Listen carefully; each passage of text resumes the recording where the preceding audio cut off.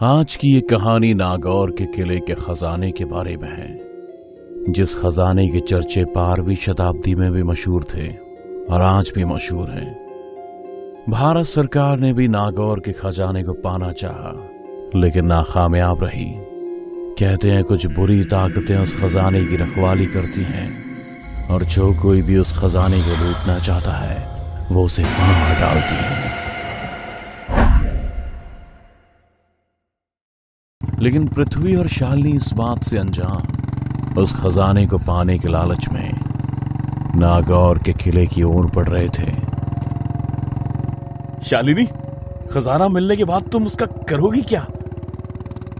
पृथ्वी ने बाइक चलाते हुए अपने पीछे बैठी शालिनी से पूछा, मगर शालिनी तो चारों तरफ फैली शांति को सुन पहले ही चुप थी, जिसे देख उसने पृथ्वी को तुरंत कहा, पृथ्वी, हम दोनों ठीक तो कर रहे हैं ना? पता नहीं क्यों मेरा मन बेचैन सा हो रहा है। एक तो इतनी सुनसान जगह, ऊपर से तुम्हें भी रात में ही खजाने को चोरी करने की सूझी। जैसे जैसे पृथ्वी और शालिनी नागौर जिले के करीब आ रहे थे, पृथ्वी अपनी बाइक की रफ्तार तेज करता जा रहा था, पर शालिनी तो किले को देखकर डरती ही जा रही थी कि अचानक इसकी नजर सामने टूटी फूटी सड़क पर पड़ी तो उसने चीखते हुए पृथ्वी को कस के पकड़ लिया। शालिनी की चीख सुन पृथ्वी ने भी ब्रेक लगा दिया। शालिनी, क्या हो गया तुम्हें? क्यों इतनी रात में चीख रही हो तुम? किसी ने सुन लिया तो मुसीबत खड़ी हो जाएगी यार।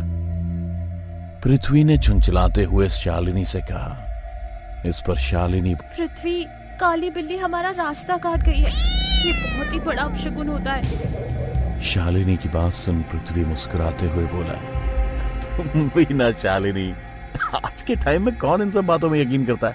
अब चुपचाप बैठी रहो, हम बस पहुंचने वाले। पृथ्वी शालिनी को चुप बैठने का बोलकर बाइक चलाने को हुआ ही था कि देखा कि बाइक अब पंचर हो चुकी है। नहीं यार, नहीं नहीं, गरीबी में आटा कीला। लो, तुम्हारी बिल्ली बाइक का टायर पंचर कर गई, अब बोलो उसे आकर पंचर लगाए। पृथ्वी गुस्से में बोलता हुआ पैदल ही नागौर किले की ओर चल दिया। पृथ्वी को अकेले जाता देख शालिनी भी उसके पीछे पीछे चलती।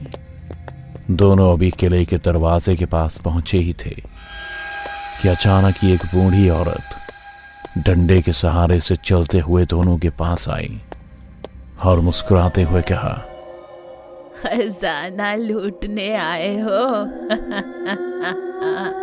अच्छा है, बहुत साल हुए उन्हें भी किसी का खून पिए। जाओ जाओ, उससे भी तुम्हारा ही इंतजार है।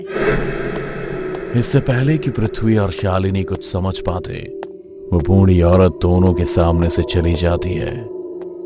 कौन थी ये और क्या अनाप शनाप बके जा रही थी? शालिनी ने उस बूढ़ी औरत के जाते ही पृथ्वी से कहा, पर पृथ्वी ने उस बूढ़ी औरत की किसी भी बात को सीरियसली नहीं लिया और शालिनी का हाथ पकड़ नागौर किले के अंदर चल दिया। शालिनी, तुम्हें पता है, मेरे पापा बचपन में मुझे पृथ्वीराज चौहान की वीरता के किस्से सुनाते थे कि कैसे उन्होंने 17 बार मोहम्मद गौरी को हराया, और जब वो बंदी भी बनाए गए तब उन्होंने अपनी शब्द भेदी बाण विद्या से मोहम्मद गौरी को मौत के घाट उतार दिया। पृथ्वी शालिनी से कहता हुआ एक तहखाने की ओर बढ़ रहा था। शालिनी भी हाथ में मशाल लिए पृथ्वी की बातें सुन उसके पीछे चल रही थी। पृथ्वी अपने हाथ में नक्शा लिए मशाल की रोशनी में उसे पड़ता हुआ एक अंधेरी गुफा की तरफ बढ़ते जा रहा था। तो इसलिए तुम्हारे पापा ने तुम्हारा नाम भी पृथ्वी रखा है ना? हाँ, तभी मैंने आर्कियोलॉजी पढ़ने के बाद सबसे पहले नागौर का किला चुना, ताकि मैं पृथ्वीराज को थोड़ा और करीब से जान सकूं। मेरे हीरो है वो, पर ये पैसा भी कमाल है, इंसान को क्या कुछ करने पर मजबूर कर देता है, नहीं? पृथ्वी अभी बोल ही रहा था कि रोशनी को देख चमगादड़ों का झुंड पृथ्वी और शालिनी को नोचता हुआ उनके सामने से गुजर गया। दोनों के चेहरे पूरी तरह से छिल चुके थे और डर के मारे शालिनी के हाथ से मशाल नीचे गिरकर बुझ गई शालिनी, तुम ठीक तो? पृथ्वी ने अंधेरे में ही शालिनी से पूछा। इस पर शालिनी बोली, हाँ पृथ्वी, मैं ठीक हूँ। तुम ठीक हो? हाँ मैं ठीक हूँ। रुको, अभी फोन की फ्लैशलाइट जलाता हूँ, घबराना नहीं। हाँ, पृथ्वी ने कहते ही फोन की फ्लैशलाइट जला ली। शालिनी ठीक उसके पीछे ही खड़ी थी। पृथ्वी अपना होश संभाल कर फिर से आगे बढ़ गया और शालिनी भी उसके पीछे चल दी। शालिनी, ये जो नीचे सब कंकाल पड़े ना, ये खजाने के लालच में ही आए थे और आपस में लड़ मरे। मैंने ही तो सबको मारा है, फिर इनसे डरना कैसा? शालिनी के कहते ही पृथ्वी हंसने लगा। तुमने मारा है? अच्छा तो ये बताओ, ये जो हाथ में तलवार लिए कंकाल पड़ा है, इसे किस तरह मारा, बताओ? इस पर शालिनी बोली, ये एक अंग्रेज था, इस किले का खजाना लूटने आया था। मैंने पहले इसकी आंखें फोड़ी और जिंदा ही इसके जिस्म से इसका दिल निकाल लिया। और ये वाला एक मुगल सेनापति था, इसकी मैंने सारी पसलियां तोड़ दी। बड़ी बुरी मौत मरा ये। शालिनी की बात सुन पृथ्वी चौंक गया। उसका मन एक पल को खटका जरूर, लेकिन उसने शालिनी की बातों को मजाक समझ के हवा में उड़ा दिया। अच्छा, अगर तुमने इन सबको मौत के घाट उतारा है तो फिर तुम्हें ये भी पता होगा कि इस किले में कितना खजाना दफन है? हाँ पता है ना, इस किले में इतना खजाना दफन है कि पूरे भारत की सड़कें सोने से बनाई जा सकती हैं। शालिनी की बात सुन पृथ्वी की आंखें चमक उठी। फ्लैशलाइट की रोशनी में पृथ्वी आगे बढ़े ही जा रहा था कि अचानक ही शालिनी ने पृथ्वी का हाथ पकड़ उसे रोक दिया। पृथ्वी, उधर नहीं, खजाने का रास्ता इस तरफ से है। ये सुनते ही पृथ्वी चौंक गया, क्योंकि नक्शा तो उसके हाथ में था और शालिनी जो रास्ता बता रही थी वो तो नक्शे में था ही नहीं।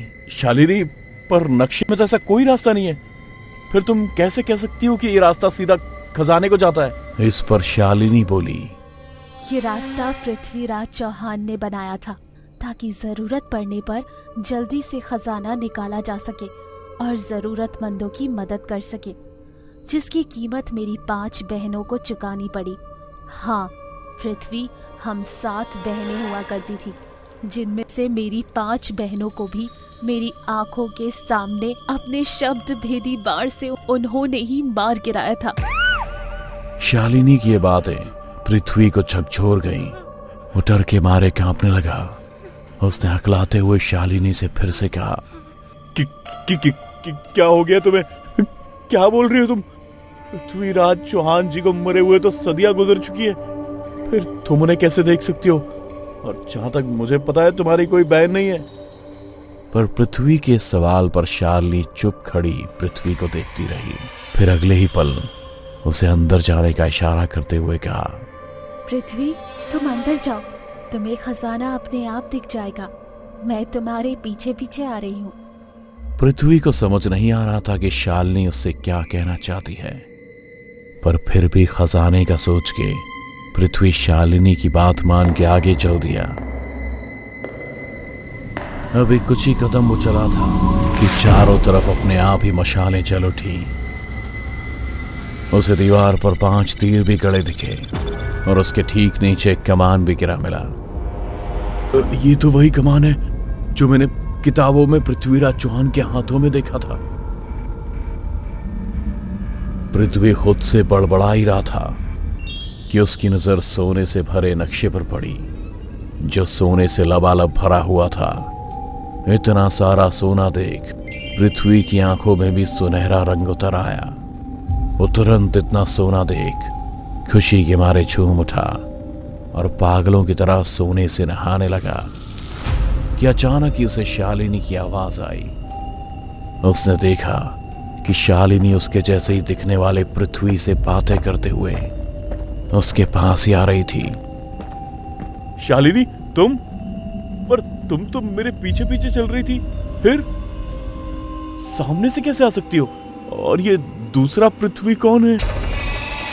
शालिनी भी अपने सामने एक और पृथ्वी को देखकर चौंक गई, क्योंकि उसे भी पृथ्वी के पीछे एक और शालिनी दिखी थी। दोनों एक दूसरे को देखकर चौंक उठे। शालिनी के कहते ही पृथ्वी ने जब पीछे मुड़कर देखा, एकदम भ्रमडायनी बन चुकी थी। दूसरी शालिनी की ओर भागा, लेकिन बीच में ही रुक गया, क्योंकि दूसरी शालिनी जिस पृथ्वी से बात कर रही थी वो भी अपनी असली भ्रमडायनी के रूप में आ चुकी थी। लालची इंसान, तुम्हें कभी किसी चीज से संतोष नहीं मिला ना? तुम अपने लालच में इतने अंधे हो चुके हो कि तुम्हें चोरी करने की नौबत आन पड़ी। दोनों भ्रमडायनी अपने विकराल और विशाल रूप में पृथ्वी को मौत के घाट उतारने आ चुकी थी। पृथ्वी दोनों भ्रमडायनी की आंखों में अपनी मौत साफ देख सकता था, जिसके डर से वो बाहर जाने को ही हुआ था कि उसने जो देखा उसे देख उसकी आंखें फटी की फटी रह गईं। जिस अंग्रेज और मुगल का कंकाल उसने आते समय देखा था, वो दोनों अपने अपने हाथ में तलवार लिए पृथ्वी को मारने ही आ रहे थे। पृथ्वी उन दोनों को देख समझ गया कि जब मशाल बुझ चुकी थी और अंधेरा हुआ था, तब दोनों भ्रमडायनी ने दो रूप लिए। शालिनी के साथ चली गई और दूसरी शालिनी बनकर पृथ्वी के साथ, और दोनों को गुमराह किया था। पृथ्वी और शालिनी दोनों डर के मारे एक दूसरे के करीब आ गए। हम भ्रमडायन हैं, हमें इस खजाने की रक्षा करने का श्राप मिला है। अगर किसी ने इस खजाने को छुआ तो हमारे हाथों से उसकी मौत पक्की है। भ्रमडायनी के कहते ही पृथ्वी एक पल को सोच में पड़ गया, क्योंकि उसने खजाने को छुआ ही नहीं बल्कि उससे नहाया था। उसे पता चल चुका था कि अब भ्रमडायनी के हाथों वो मरने वाला है, पर उसे अपनी नहीं बल्कि शालिनी की फिक्र सता रही थी, क्योंकि उसने अपने लालच में शालिनी की जान को खतरे में डाल दिया था। पृथ्वी एक पल को शांत हो गया। वो बस एक टक शालिनी को देखे जा रहा था। उसकी आंखों में पश्चाताप के आंसू थे। उसे लगा कि पहले भ्रमडायनी उसे मारेगी, क्योंकि उसने पहले खजाने को छुआ, लेकिन हुआ इसके ठीक उलट। अंग्रेज और सेनापति शालिनी की ओर बढ़े और अपनी तलवार से उसके जिस्म के टुकड़े कर डाले। पृथ्वी अपनी आंखों के सामने शालिनी को मरता हुआ देख रहा था कि उसने देखा कि शालिनी की आंखें अभी भी कमान की ओर इशारा कर रही हैं। उसे पता चल चुका था कि उसे अब क्या करना है। पृथ्वी ने तुरंत ही कमान उठाया और तीर को दीवार पर से उतार दिया। उसने जैसे ही तीर कमान पर लगाई, मानो पृथ्वी में पृथ्वीराज की आत्मा प्रवेश कर गई हो। उसके हाव भाव एक पल में बदल से गए। सीना चौड़ा और बाहें सुडौल हो गई। आंखों में तेज और चेहरे पर चमक आ गई। फिर अपनी आंखें बंद कर पृथ्वी ने कहा, 4 बांस 24 गज, अंगुलष्ट प्रमाण, दाऊ पर भ्रमडायनी है, मच्चू को चौहान। इतना कहकर पृथ्वी ने तीर हवा में छोड़ दिया, जो सीधा हवा में उड़ रही भ्रमडायनी को जाकर लगा। और अगले ही पल पृथ्वी ने दूसरा तीर कमान पर चढ़ाकर उसे भी हवा में छोड़ दिया, जो दूसरी भ्रमडायनी को जाकर लगा। दोनों भ्रमडायनी खत्म हो चुकी थी और उनके साथ साथ वो सेनापति और वो अंग्रेज की आत्मा भी हवा में विलीन हो गई। पृथ्वी ने जब होश संभाला तो देखा कि खजाना एक तरफ पड़ा हुआ है और दूसरी तरफ शालिनी के अवशेष। पृथ्वी भारी मन से शालिनी के जिस्म के टुकड़ों के पास पहुंचा और उन्हें बटोरता हुआ बोला, शालिनी, खजाना मिलने के बाद तुम उसका करोगी क्या?